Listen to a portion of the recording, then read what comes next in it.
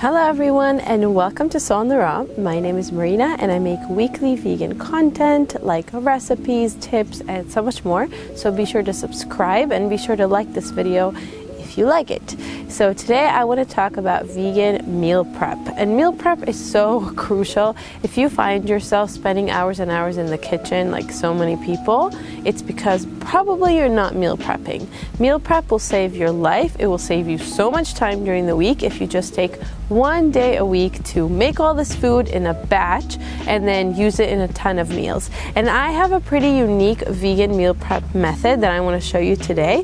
And I also want to show you how I use my meal prep then for breakfast, lunch, and dinner. So that's what this video is going to be all about. So tune in and enjoy. So the first thing I do before the meal prep day is to soak a whole bunch of stuff. This is really good for your digestion and for actually absorbing more nutrients from your food. So I soak a bunch of nuts and beans and whole grains, as well as my oats for the week. And all you have to do is just cover it in filtered water. Sometimes they eat up that water, so I add more, and it's okay to leave it for a day or so, but not more than that because it can get slimy and yucky. So overnight is perfect, and that's why I always do this a day before my batch cooking day, and it works really well. So these are all of the items that I am soaking overnight.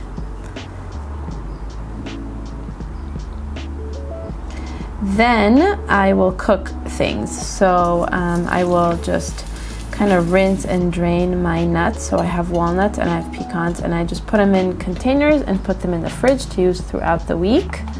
And I love putting this on oats, it's really good.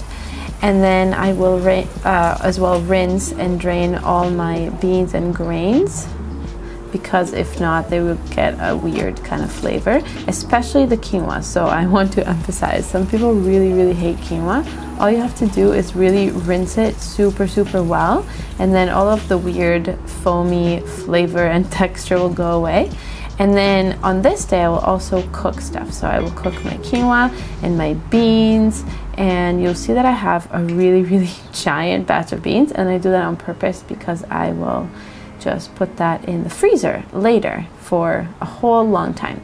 And I'll also cook some veggies. So to be completely honest with you, I didn't do this all in one day. I usually do, but this week I didn't. So it was all in like different days, but I still did it, and it was really great to have for the week. So I'm cooking some Brussels sprouts, really easy and simple, in my pan, and they came out so yummy and caramelized and gorgeous and delicious. And then I also cooked some green beans. So I have onion and garlic on the pan. Everything is oil-free as always.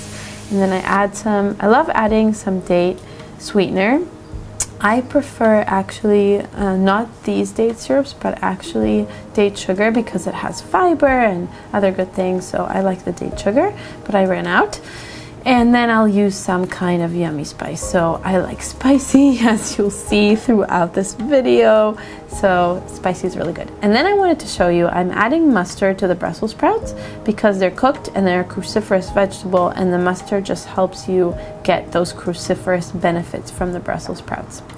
Now I am in my parents' house and I'm gonna make some cashew sour cream. I made a ton and I left this in the freezer for them to have, because I'm such a good daughter, don't you think? So it's just a very simple like 4-ingredient recipe, and I forgot water, of course. So I'm gonna go get that now. Okay, thanks. Adding the water. Really easy to make cashew sour cream, and it's such a good replacement for dairy. So don't think that you need dairy to have really yummy creamy food, and it's such a good topping on basically everything. We put it on salads and bowls and all that good stuff.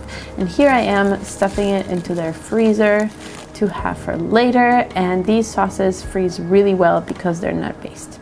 So now I'm going to show you some of the meals that I have throughout the week using all of these ingredients. So as I mentioned, I batch cook just portions of meals. So it's a unique method that I really like. I don't batch cook the whole entire meal. I just do portions, and then I add them to Buddha bowls. That is the perfect way to have it. As you can see, it takes minutes to put it together, and all I do is add greens, and then I freshly chop any raw vegetable. So it takes like literally 10 minutes or less to put it all together. It's really, really easy. And this was delicious. And then this here is another Buddha bowl that we had with some quinoa and some greens and pinto beans. Don't worry, I'm not having 2 bowls. I'm actually making 2 for Tomer and I. So there's some pinto beans, and you'll see like how easy it is to put it together. It's really flavorful when you have all those little bits and pieces of, you know, the grains, the beans, all that good stuff. So it's really worthwhile doing on the weekend. I highly recommend doing it. Also, if you like this method, be sure to check out my blog post that I will link below that details all about it, gives you tips and an example of a weekly meal prep that I suggest doing. So usually I meal prep my dinners, just my dinners, but you can do any meal that you want. You can even do breakfast as well. And I'm going to show you in a minute how I do the breakfast. So this is like a Mexican inspired with fire roasted corn. It's actually frozen. You can buy it frozen and add it. It adds a really nice flavor, and it was really, really, really good. And lastly, my oats. So I actually put these together in the morning. I just find it really easy to do in the morning. But you can also actually meal prep the whole thing. So what I do is, this is a new trick. Well, I think everybody kind of knows this, but it's honestly so good. I hate bananas, but mashing a ripe banana into your oats and then cooking it is so good. And I've actually been microwaving it, which I know is not the best. If you microwave your oats, or if you don't, let me know in the comments. I would love to know how you warm them up.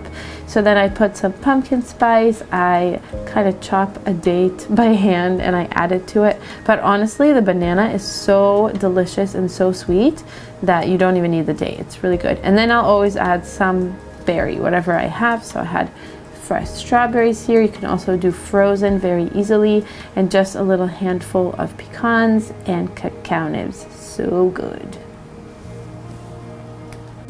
I hope you loved this video, and if you did, make sure to check out my other meal prep video, which is going to be linked here on the screen. And also, I have a brand new course that I'm really excited to share with you. It's going to be open for enrollment until January 21st, and the course is called Vegan Meal Prep for Wellness. So it's actually not only about meal prep, it's also about meal planning and grocery shopping and all that good stuff. There's tons of bonus content in there, interviews with amazing vegan doctors and vegan leaders in the field, and it's just an awesome course to learn all about plant-based nutrition, how you can nourish yourself and not spend hours and hours in the kitchen and actually enjoy your time doing better things, and how you can plan out a really well-balanced plant-based diet. So it's a very step-by-step, in-depth, practical course.